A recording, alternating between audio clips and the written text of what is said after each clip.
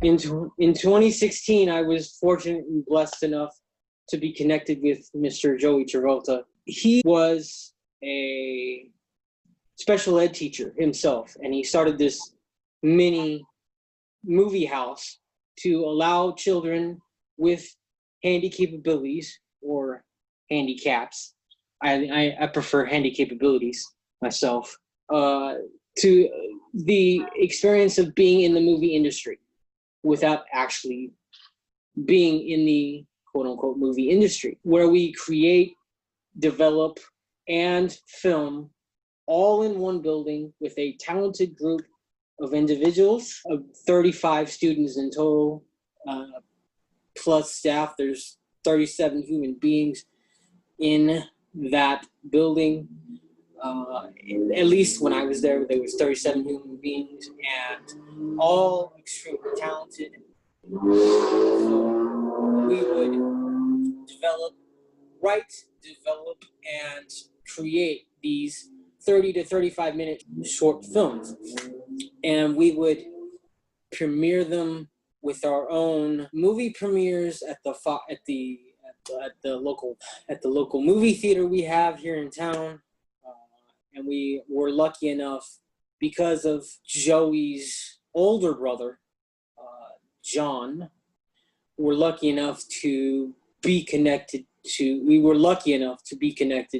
a lot of upper echelon people in Hollywood, such as NFL Play 60, NBA, not every single, but any major producer that was willing to work with us would work with us when and where possible.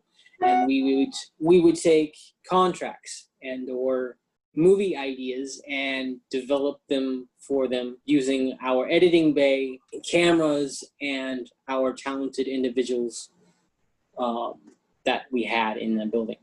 So I was very, very fortunate, and I thank Joey Travolta for expanding my knowledge.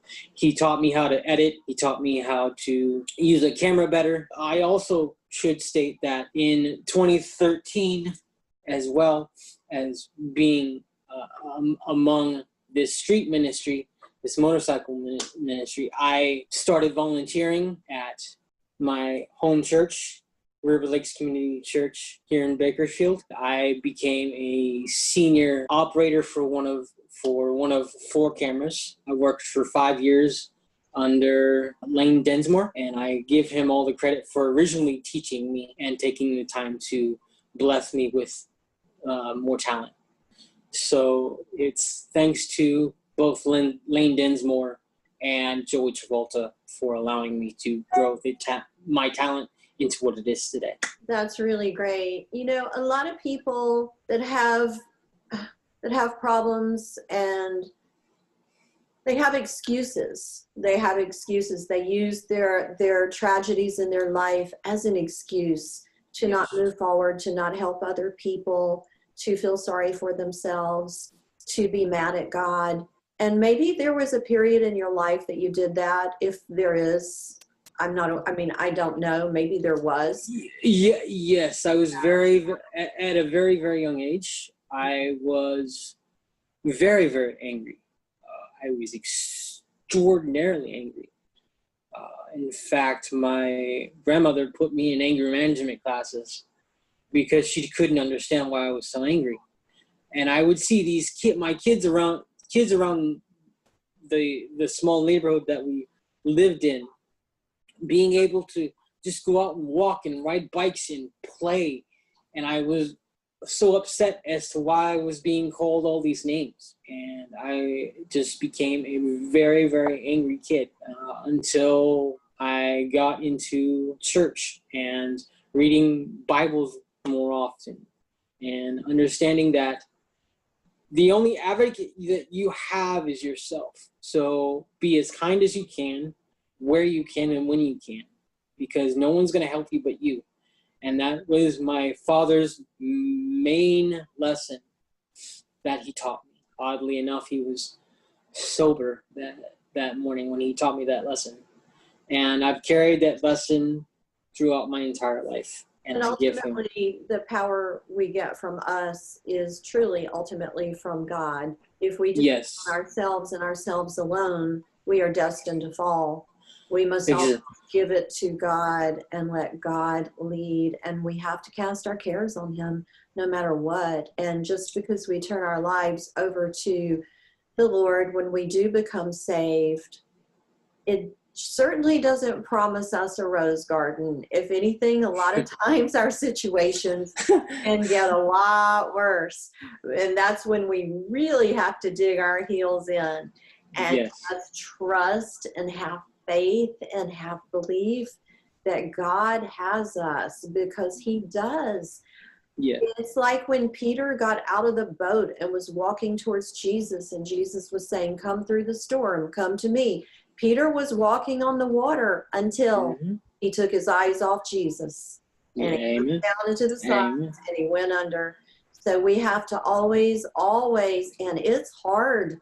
I'm telling you, I live it too. It, It's hard to keep our eyes on Jesus all the time. it is one of the most difficult things, or it was one of the most difficult things when growing up and not understanding your situation and not understanding your ability and capability and not understanding why children would laugh and not understanding why children wouldn't accept me and not understanding all that left me very, very confused and, as I stated, angry. uh, so yes, it's not all a batch of roses, and it's not all a walk in the park. Every one of us has our own story and our own capability and abilities. It just took me a while to find and filter those abilities and capabilities to a business in which I am semi not thriving in right now, but thriving at the same time because of the world situation that we're in right now. Right. And your grandmother, she sounds like such a blessing that she took you to anger management, that she prayed over you in the incubator, that she had such love for you and such care for you. Did she go to church? She did not. She did not spend a second in church. That's She okay. be, she believed in God. She Hmm. believed in His blessings, and she believed that that God would see her son as healthy as I could get to Amen. to to be as healthy as I could get. And she did not believe in the whole corporate idea of church, as she would put it. I do not believe in the whole corporate idea of church, but she believed in the foundation and the believing in God. Yes, 100%.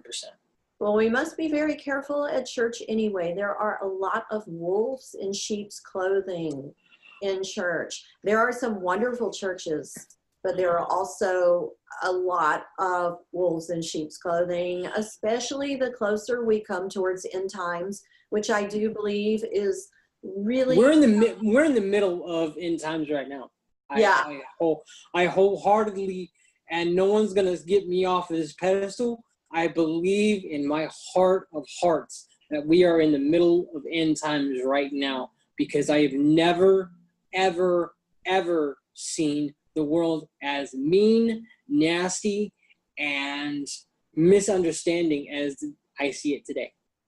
I agree with you. And now I just heard that the red heifer's been born in Israel.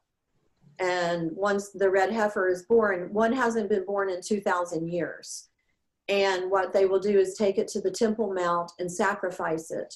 And they will start building something on the Temple Mount. And, you know, when Jesus comes, he lands on the Temple Mount. Yes, He will come down on a white horse that says King yes. of Kings. He is a king, and he's not some namsy-pamsy little, oh, it's okay, you can do it. Oh, He no, he is. He tables is not. over. Yeah, he will burn. He will burn everyone who does not believe in him down.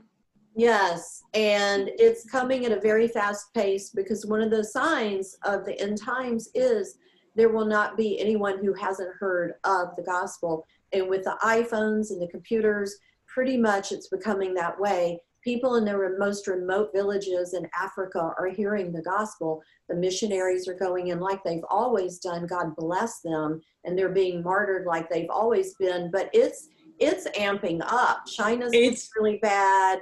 Yes. Well, China is, Mr. Trump, our president, is currently trying to block and de-dox TikTok right now out of America, because and I personally believe this, but China is taking our information and selling it and using it for nefarious means. I wouldn't be surprised. I heard something similar, and I got off. I never really got on TikTok. I got on it just quickly, and then I got right off. I don't go on any social media now. God told me to do this show, and I am here to do this show because I really want people to realize end times are close. And I want everyone to be saved. I want everyone to know that Jesus Christ did die on the cross for us, and on the third day he did rise again, that the Bible does have prophecy. It's the only book that truly does have the prophecy that is happening, that has happened and is happening. And if I never believed in him before, with what the world is going through now, you better believe in him now.